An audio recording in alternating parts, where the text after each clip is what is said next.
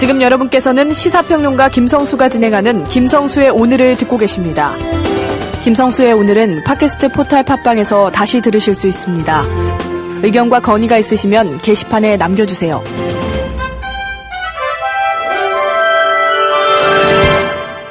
예, 지금 문화와 음모 시간인데요. 속보로 들어온 보도자료가 하나 있어서 여러분께 소개를 해드릴게요. 동아투이, 국가 상대 손배소 승소가 확정됐다고 합니다. 방우영의 죽음에 아이러니컬하게도 정반대의 입장에서 싸워왔던, 그래서 누구는 정말 일생을 편안하게 살았지만요, 누구들은 굉장히 어렵고 힘들게 살아왔는데요. 그 어렵고 힘들게 살아온 분들에게 드디어 법이 손을 들어줬네요. 국가상대 손배소 승소가 확정이 됐는데요. 앞으로 이 승소 이후에 어떤 일들이 벌어질지 또 저희들이 소개를 해드리도록 하겠습니다. 자, 황지민 평론가 연결돼 있습니다. 안녕하세요. 네, 안녕하세요. 예, 부산시하고 부산국제영화제하고 극적 타결을 했어요. 네, 깐네영화제가 11일 날 시작을 하거든요. 네. 네, 깐네영화제 때는 이제 전 세계 영화인들이 다 모이고, 네. 분명히 이제 부산국제영화제 망가진 문제에 대해서도 얘기가 나올 것을 우려했는지 아주 급한 불을 끈다라는 개념으로 지금 극적 타결이 되었습니다. 예. 그러니까 극적 타결이라는 것은 어찌 보면 이게 뭐야, 약간의 미봉책 아니야? 이제 이렇게 생각이 될 수도 있는데요. 예. 일단은 가장 상징적인 부산 영화제 시작에서부터 성공을 이끈 상징적인 인물이라고 할 수 있는 김동호 명예집행위원장님을 조직위원장으로 추대하는 것으로 예. 이 사태를 앞으로의 많은 난관이 있겠지만 일단은 이것을 하나의 합의점으로 본다라는 걸로 하고요. 그리고 일단 부산 영화제를 여는 것이고 그리고 나서 이번 영화제를 끝나면 11월부터 본격적으로 정관 개정 관련된 것들을 다 하나하나 마무리를 해 나가겠다라는 겁니다. 그래서 지금 김동호 명예집행위원장을 조직위원장으로 추대하는 거에 대해서만 원포인트 개헌, 우리 왜 원포인트 개헌 이런 얘기 많이 하지 않습니까? 원포인트 정관 개정. 예, 원포인트 정관 개정을 해서 예. 일단 일단 김동호 위원장님을 모시고 네. 그분의 리더십 하에서 어려운 문제들을 이제 차근차근 해결을 해나가겠다라는 거죠. 지금 5월이니까 10월 영화제를 불과 이제 5개월 남겨두고 있는 상황이지만 김동호 위원장님이 과거에 보여주었던 어떤 그 리더십을 이번에도 보여준다고 한다면 전체 영화인들이 똘똘 뭉쳐서 결국 난관을 다 헤쳐나가지 않겠느냐. 그리고 다른 문제는 차후로 해결을 해나가겠다. 뭐 이런 겁니다. 그런데 지금 비상대책위원회에서 네. 지금 보이콧 선언까지 했지 않습니까? 거기까지 이제 얘기가 나갔죠. 예, 그런데 그래서, 보이콧 선언을 되돌리는 명분으로는 예. 김동호 위원장의 조직위원장 선임만으로는 좀 약하지 않을까요? 사실 그렇습니다. 예. 이 김동호 위원장님을 모셔온다는 거 말고는 지금 얘기된 게 너무 없지 않느냐라는 건데, 사실 더 정확하게는, 부산시가 앞으로 일체 간섭을 하지 않겠다, 관이 예. 손을 대지 않겠다라는 거에 대한 각서라도 써야죠, 최소한. 확실한 공좀 사과 받고. 내지는 그렇죠, 예, 맹세 내지는 뭐 이런 것이 있어져야 되는 거 아니냐.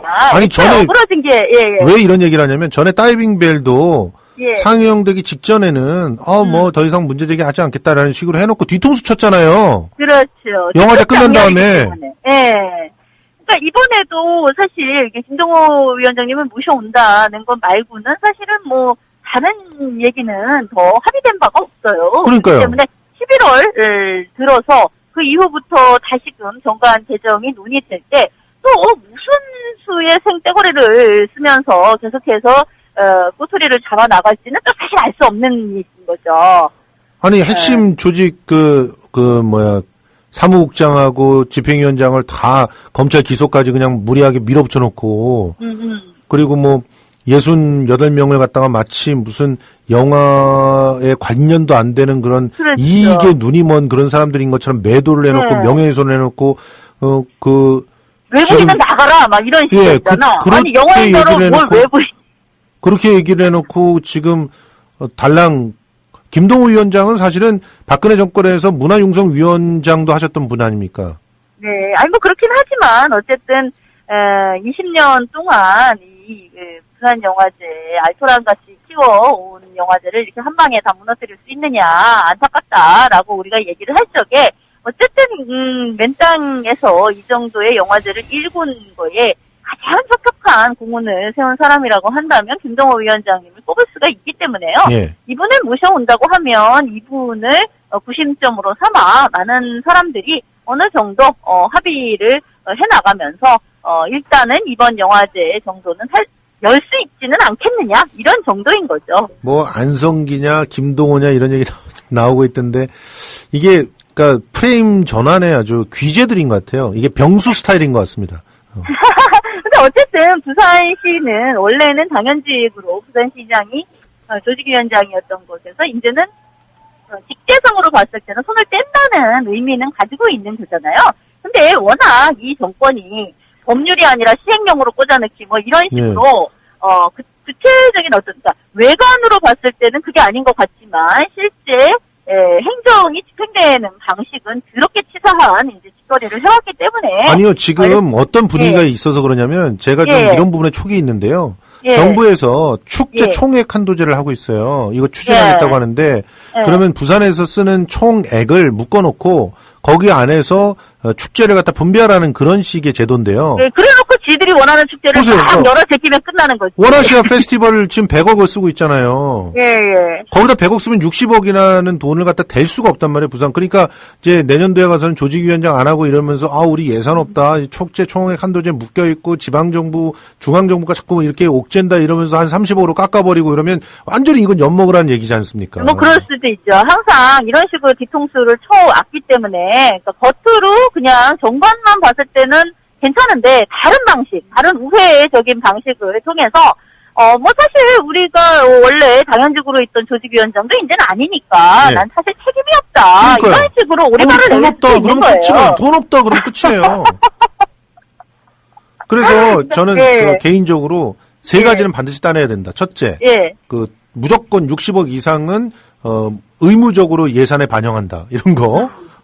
그 다음에 둘째, 어떤 인선이든 뭐든 이제 관여하려고 하는 그런 어떠한 흔적이라도 내걸면 그 부분에 대해서 책임을 진다. 그 다음에 셋째, 지금 고발했던 거 다 취하한다. 이 정도는 해놔야 일단 완전 고소고발은 100kg. 다 취하를 해야 될 것 같아요. 그러니까요. 그래야 왜 100kg 원래 되니까. 노사 협상 같은 거에서도 항상 들어있는 게 그거잖아요. 예. 지금까지의 고소고발은 다 무효로 한다. 뭐 이거는 있어줘야 될 것 같은데 어쨌든 그런 것 없이 지금 일단 오늘 나온 속보인 거잖아요. 네. 오늘 1보, 2보 이렇게 뜨는 거로서 김동호 위원장을 모셔온다. 여기 정도에서 그리고 이번 영화제는 10월에 연다. 그리고 나머지는 11월부터 차차로 바꾼다. 뭐 이런 정도만 합의가 알겠습니다. 된 거여서요. 네. 지금 말씀하신 것 중에서 가장 핵심이 되는 것들 고소고발 취하의 문제라든지 예산 확보의 문제 그리고 간섭은 하지 않겠다라는 거에 대한 각서 불간섭 정도는 원칙이 1000명 딱 그렇죠. 돼서 도장 딱 찍고 정말 그래야 돼요. 예. 음. 그것도 이제 시장 바뀐 다음에 어떻게 될지 몰라요. 그렇죠. 아무튼 부산국제영화제 앞으로 더 지켜보도록 하겠고요.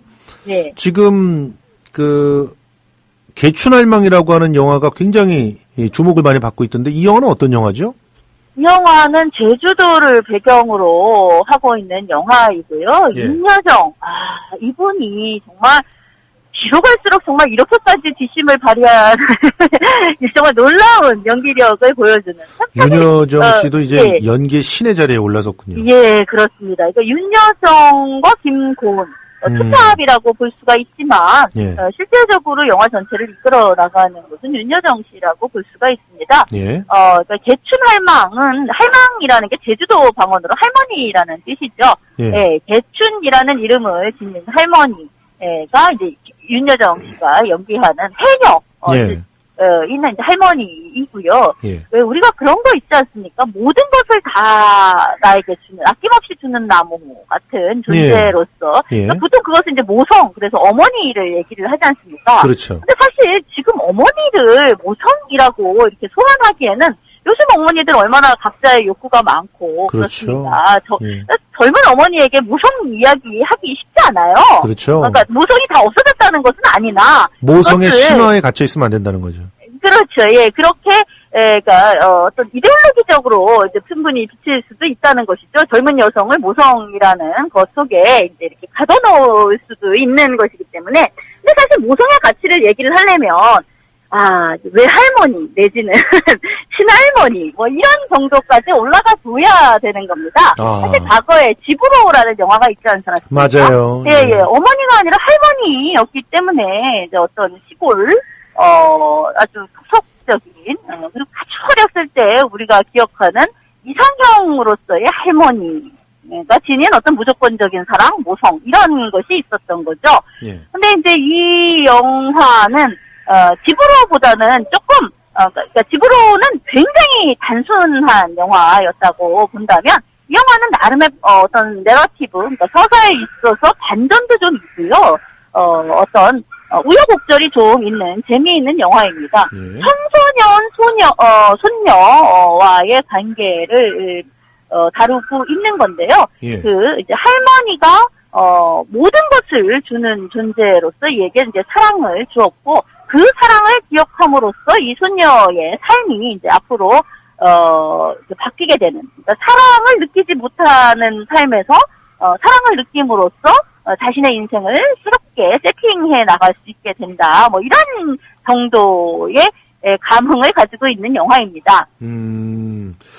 그런데 예. 어떻게 보면은 완전히 새로운 이야기는 아닌데 예. 왜 이렇게 주목을 받고 있는 것이죠?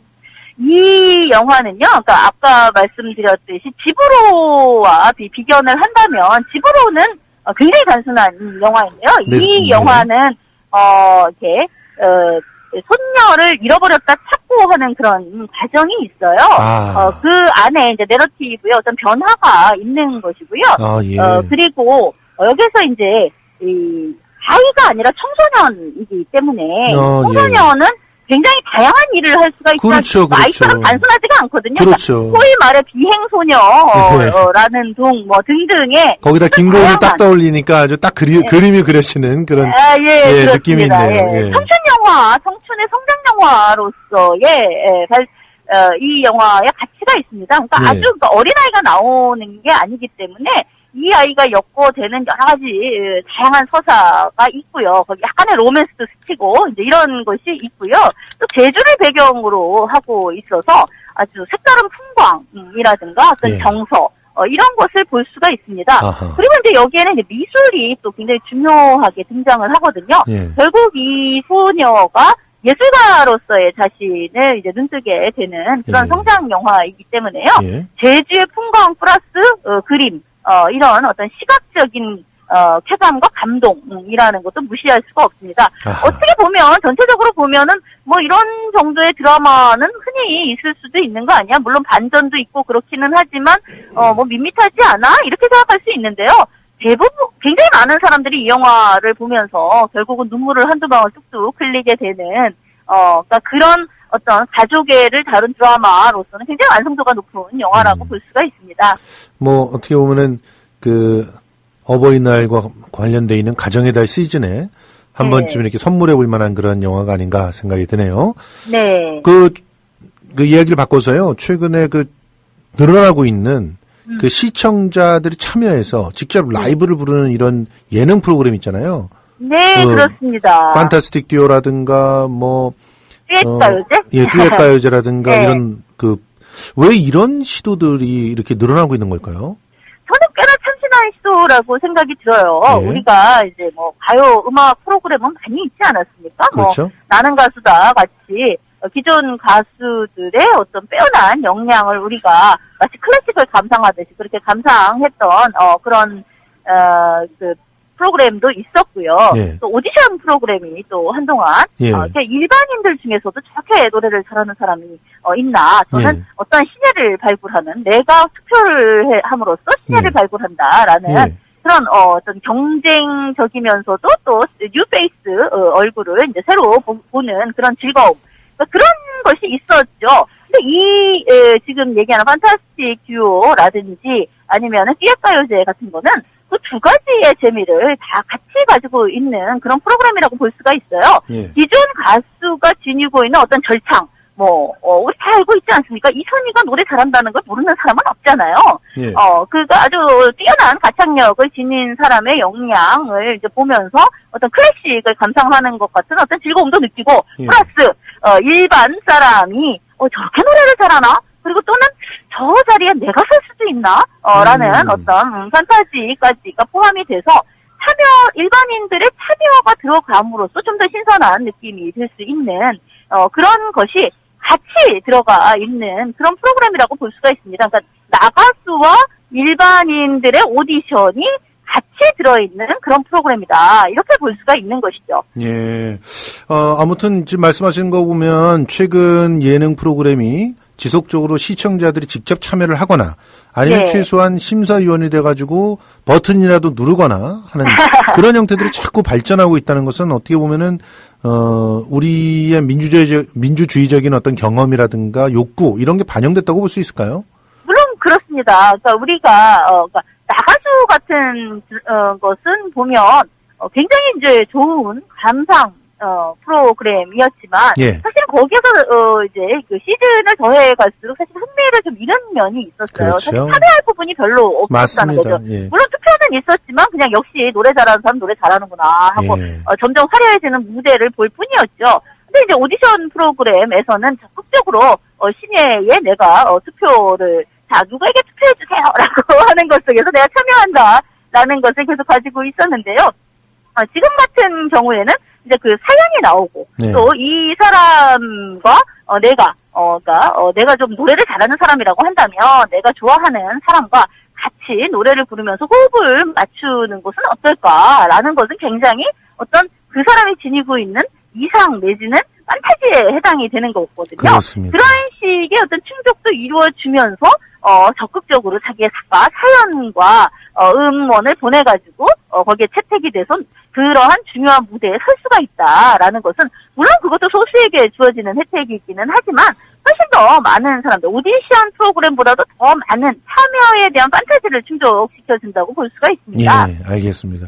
그러니까 보다 인간적이 돼가고 있는 예능 혹은 보다 참여적이 돼가고 있는 예능. 하지만 저 프로듀스 101처럼 무슨 이렇게 쫙 메뉴판에다가 올려놓은 것처럼 해가지고 소녀들을 갖다 꼽는 그런 방식은 좀 지양해야 되겠죠. 그렇죠. 지양하면서 네네. 너무 이거 회사 투박 같잖아요. 그러니까요. 사람이 아니라 그거는 회사 심한 투박. 표현인 것 같고 아무튼 참여가 좀 더 살아있는 그런 예능으로 진보해가는 TV 한번 좀 더 기대를 해봐도 좋을 것 같습니다. 오늘 말씀 고맙습니다. 네, 감사합니다. 예. 5월 9일 순서 이제 마치도록 하겠습니다. 오늘 시사 퀴즈는 미래의 코치님께서 맞춰주셨네요. 정답 매국노 방우영 써주셨습니다. 티켓 고스트 메모리 티켓 2장 드리도록 하고요. 오늘 마무리 곡으로 골라본 노래는 녹두꽃입니다. 빈손 가득히 움켜진 이 아픔과 슬픔들 언제쯤 털어낼 수 있을지 우리 모두 함께 고민하고 기억하고 절대로 잊지 않는 5월을 만들어갔으면 좋겠습니다.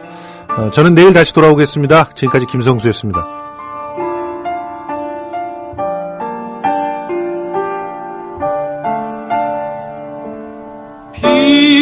빈손 가득히 움켜쥐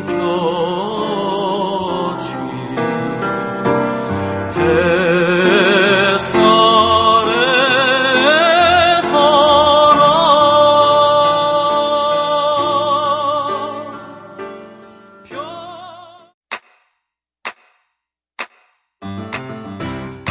국민 라디오 지지하는 4가지 방법 아시나요? 다운로드하기, 별점 주기, 댓글 달기, 구독하기. 국민 라디오를 보다 많은 이들에게 전할 수 있는 가장 손쉬운 방법. 다운로드하기, 별점 주기, 댓글 달기, 구독하기. 잊지 마세요. 다운로드하기, 별점 주기, 댓글 달기, 구독하기.